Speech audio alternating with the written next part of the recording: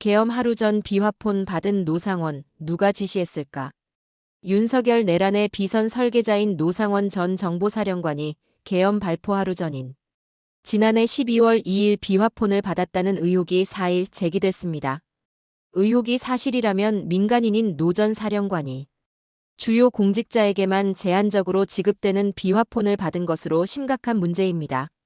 윤건영 민주당 국회의원은 이날 윤석열 정부의 비상계엄 선포를 통한 내란 혐의 진상규명 국정조사 특별위원회 2차 청문회에서 김성훈 대통령 경호처 차장이 노 전 사령관에게 비화폰을 줬다고 주장했습니다.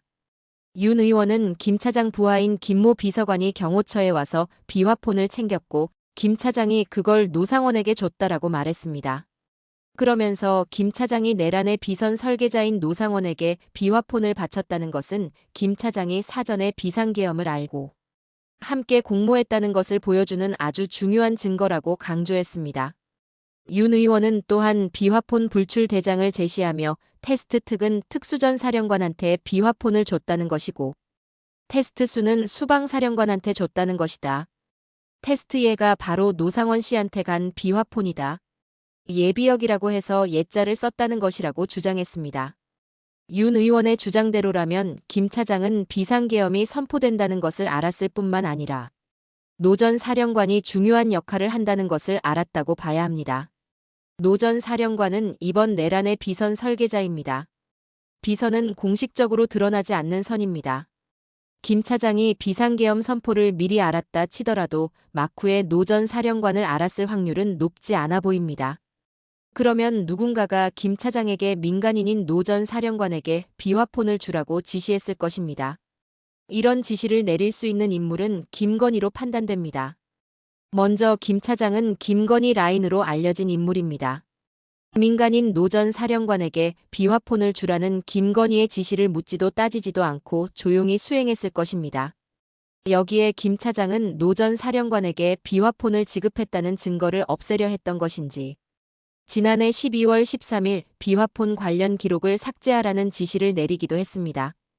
그리고 민간인인 노 전 사령관에게 내란을 설계하도록 지시한 인물도 김건희라 할 수 있습니다.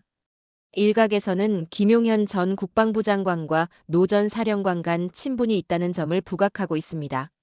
하지만 두 사람이 아무리 친한 관계라 할지라도 내란을 준비하는 과정에 김용현 마음대로 노 전 사령관을 끌어들일 수 없습니다.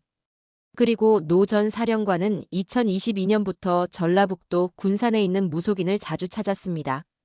그러던 노 전 사령관이 2023년부터 나란 일을 언급하며 군인의 점괘 등을 물어보기 시작했습니다. 노 전 사령관은 무속인에게 김용현의 이름과 생년월일을 가져와서는 이 사람과 무언가를 함께 했을 때 잘 되면 내가 다시 나란 일을 할 수 있다라고 말하기도 했습니다. 또한 배신자 색출 등의 점괘를 물어봤다고 합니다. 이렇게 본다면 노 전 사령관은 누군가에게 나란 일을 도모할 명단을 받아서 무속인에게 물어본 것이라 할 수 있습니다. 하지만 김용현은 아닙니다. 왜냐하면 김용현에 대한 점괘도 물어봤기 때문입니다. 이렇게 보면 노 전 사령관에게 이런 지시를 내릴 수 있는 인물은 윤석열과 김건희로 압축됩니다. 그런데 군에서 불명예 전역해 점집을 운영하던 민간인 노상원에게 나란 일을 조용히 지시할 수 있는 사람, 평상시 점괘나 무속에 심취했던 사람, 바로 김건희입니다. 즉 김건희는 노 전 사령관을 적어도 2023년부터 움직이며 내란을 도모할 사람을 추렸던 것으로 보입니다. 김건희가 윤석열의 비상계엄 선포를 몰랐으리라고 생각하는 국민은 거의 없습니다. 오히려 김건희가 윤석열을 배후에서 움직였을 것이기에 내란죄로 수사해야 한다는 여론이 높습니다.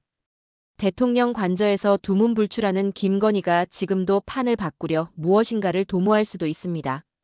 김건희를 수사하지 않고서는 내란의 실체를 다 파악할 수 없어 보입니다. 국민의 요구처럼 김건희에 대한 수사를 빠르게 해야 할 것입니다.